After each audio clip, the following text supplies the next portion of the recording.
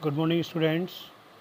आज हम लोग सिविक्स का चैप्टर नंबर 3, जिसका चैप्टर का नाम है हमें संसद क्यों चाहिए, इसके बारे में हम लोग अध्ययन करेंगे।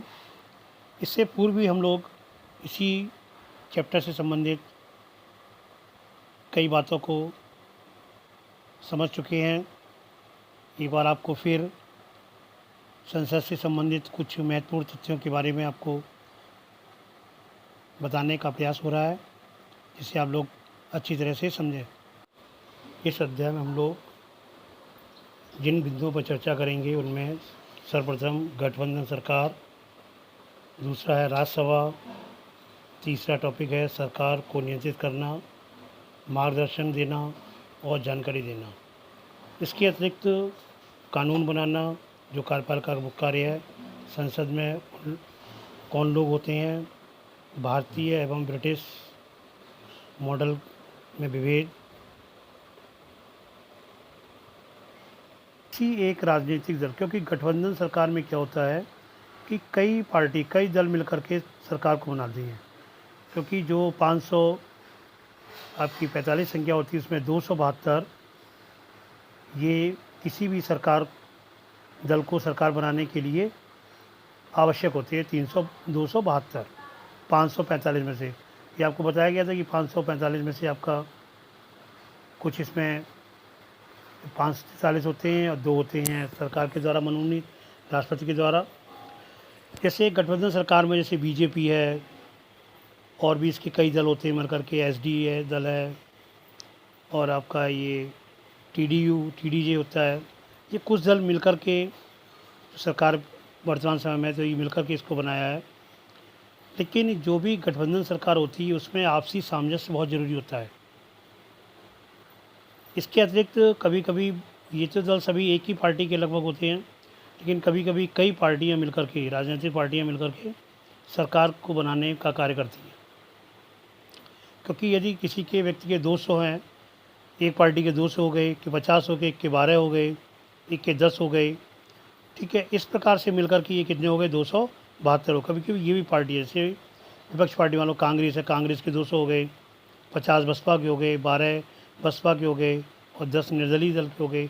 तो ये अपनी ये साझा सरकार बना सकती हैं। तो इनको बहुमत सिद्ध करने के लिए हमें केवल क्या होता है, सदस्यों की संख्या या ये हमारी जो निर्वाचन में जो संख्या होती है, ठीक है, इनको देखना पड़ता है। और किसी राजनीतिक दल को बहुमत नहीं मिल पाया है, जब नहीं मिल पाया तो उस कंडीशन में क्या, सरकार बनाने के लिए एकदम ज़रूरी है कि ऐसी सूरत में किसी भी राजनीतिक दल मिलकर के एक गठबंधन सरकार बनाते हैं जो एक दूसरे के साझा गद्दी पर होते हैं। अब आता है राज्यसभा। राज्यसभा का मुख्य रूप से देश के राज्यों की प्रतिनिधि, इसमें 250 संख्या होती है, ठीक है, जिसमें से कुछ आपके अन्य सदस्य भी होते हैं, 235 होते हैं। कभी कभी और भी संख्याओं को देखना पड़ता है। 233 होते हैं, बाकी जो होते हैं 12 साथी दल के मनोनीत होते हैं। राज्यसभा में कोई कानून का जो प्रस्ताव वो पेश कर सकती है, क्योंकि किसी भी विधायक को एक कानून के रूप में लागू करने के लिए यह ज़रूरी है कि उसे राज्यसभा में मंजूरी मिलना बहुत ही आवश्यक होता है। संसद का यह सदन, क्योंकि संसद में जो 2 सदन होती है, राज्यसभा उच्च सदन होता है, लोकसभा निम्न सदन, लेकिन ज़्यादातर जो कार्य होती है लोकसभा के अंदर ज़्यादा किए जाते हैं। बाकी सारे पारित राज्यसभा ही करता है, क्योंकि उच्च सदन होता है। राज्यसभा के सदस्यों का चुनाव जो विभिन्न राज्यों की जो विधानसभाएँ हैं उनके जो विधायक होते हैं, जिन्हें MLA बोलते हैं, मेंबर ऑफ लेजिस्लेटिव असेंबली, उनके सदस्य का चुनाव करती हैं। क्योंकि राज्यसभा में जो 330 निर्वाचित सदस्य होते हैं, 33 और 12 सदस्य होते हैं जो राष्ट्रपति की ओर से उनको मनोनीत किया जाता है। और राज्यसभा का जो मुख्य पदेन सभापति होता है वो उपराष्ट्रपति होता है। अगला टॉपिक आता है सरकार को नियंत्रित करना, मार्गदर्शन देना और जानकारी देना। क्योंकि संसद सत्र में सबसे पहले प्रश्नकाल होता है। प्रश्नकाल का मतलब होता है अपने अपने सभी पक्षों की, नया सरकार जब बनती है तो प्रश्नकाल होता है, इससे पुरानी सरकार ने क्या किया, कौन से कार्यों को किया कि नहीं किया, उनका सभी का समावेश किया जाता है। तो वहाँ पर ये सब प्रश्नकाल होता है और सत्र में सबसे पहले प्रश्नकाल होता है। उसके माध्यम से संसद सरकार के कामकाज के बारे में जानकारी हासिल करती है और संसद के जरिए संसद कार्यपालिका को नियंत्रित करती है। और जो भी इसका लोकतंत्र होता है उसके संबंध में संचालन में जो भी विपक्षी दल हैं एक अहम भूमिका अदा करते हैं। सरकार की नीतियों और कार्यक्रमों में कमियां को निकालना सामने आती हैं, क्योंकि जब तक हम कोई भी समस्या किस प्रकार से हो रही है, उसका संचालन ठीक से नहीं हो रहा है, इसीलिए दो पक्ष बनाए जाते हैं। एक सत्ताधारी दल जो जीत करके आता है और दूसरा होता है विपक्ष पार्टी। विपक्ष पार्टी का मतलब होता है जो सेकंड नंबर पर होगा, सेकंड नंबर के मतों से जीतता है उसके लिए। तो ये बहुत ज़रूरी है, क्योंकि उन्हीं के द्वारा इसीलिए प्रश्नकाल का रखा जाता है, इसी के द्वारा प्रश्नों की से सरकार को फीडबैक मिलता है। इसके चलते सरकार चुस्त रहती, चुस्त का मतलब रहती है सारे कार्य उसके सही चलते हैं, कोई उंगली नहीं उठा पाएगा, क्योंकि विपक्ष जो भी उठाता है उसको कारण करते हैं। नया अगला टॉपिक आता है कानून बनाना, क्योंकि जो इसका वर्क होता है ये क्या होता है, कार्यपालिका का मुख्य कार्य होता है कानून बनाना। क्योंकि संसद में सबसे महत्वपूर्ण काम यही होता है इस कार्यपालिका का कि कानून का निर्माण करना, कानून को बनाना। यहाँ पर पक्ष विपक्ष दोनों की पार्टियाँ बैठती हैं और वहाँ पर इनका सभी का डिसीजन लिया जाता है, निर्णय किस प्रकार में क्या करना है। अगला आता है संसद में कौन लोग होते हैं, क्योंकि संसद ये भी है कि संसद में कौन कौन लोग होते हैं। तो संसद में पृष्ठभूमि वाले लोगों की संख्या बढ़ती जा रही है धीरे धीरे, ठीक है। दलित भी हैं, पिछड़ी जातियों के भी हैं, अल्पसंख्यक भी हैं, कुछ महिलाओं को लोगों को भी दिया जा रहा है। तो इससे धीरे धीरे संख्या है वो बढ़ती जा रही है। उसमें मैंने अभी बताया था 550 ली 550 कुछ अभी नहीं होती हैं। तो इस प्रकार बहुत सारी चीज़ें वहाँ सामने आती हैं।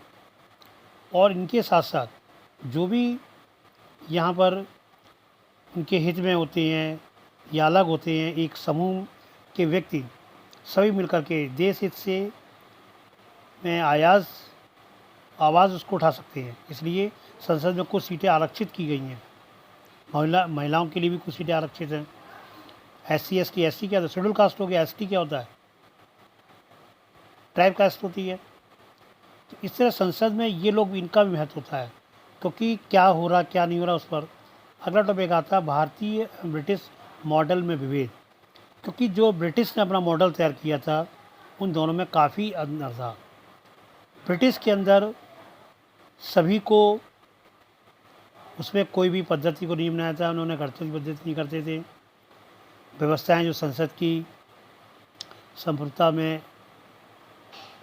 एक मत नहीं होता था, कई ऐसे कारण थे जो ब्रिटिश के अंदर पाए गए। लेकिन भारतीय संसद में जो अंतर आया वो अंतर ये आया था कि यहाँ पर हर व्यक्ति को स्वतंत्रता का अधिकार प्राप्त किया गया था, और स्वतंत्रता का अधिकार प्राप्त करने के बाद ही यह सारी चीज़ें वहाँ सामने आती हैं। क्योंकि जो ब्रिटेन के प्रधानमंत्री को संसद में नियम सदन का सदस्य होना चाहिए। भारत में प्रधानमंत्री संसद के दोनों सदनों का कार्य करता है और इसी कार्य के माध्यम से सदस्य हो सकते हैं। भारत में जो सांसद सदस्य हैं जो उसी भी उनको मंत्री भी नियुक्त किया जा सकता है, क्योंकि पहले ऐसा नहीं था, उनके समय में नियुक्त किया जा सकता है। और प्रत्येक व्यक्ति को मत देने का अधिकार, यानी सार्वभौमिकता का अधिकार प्राप्त है। हर व्यक्ति जिनकी एक आयु निर्धारित की गई 18 वर्ष या उससे अधिक जिनकी आयु होगी उनको वोट डालने का, मत देने का अधिकार प्राप्त है। तो भारत में ऐसी कोई संख्या जो निहित नहीं, उसमें बहुत सारे मंत्री होते हैं, कैबिनेट मंत्री भी होते हैं, ये सब कार्यों का संचालन करते हैं। तो यहाँ पर आप लोगों ने देखा कि ब्रिटिश और उसके मॉडल में अंतर था। यहाँ पर भारतीय संसद के नियमों के आधार पर सभी को स्वतंत्रता का अधिकार प्राप्त था, इसलिए हर व्यक्ति उसमें अपने सुझाव दे सकता है, हस्तक्षेप कर सकता है और अपने अनुसार पार्टियों को चुन सकता है। तो ये सब सारी व्यवस्था जो भारतीय संसद के अंदर की गई। और ब्रिटिश में ऐसा कुछ नहीं था जिस प्रकार आज हम लोग देख रहे हैं। आज आपका ये टॉपिक यही समाप्त होता है। Thanks, have a good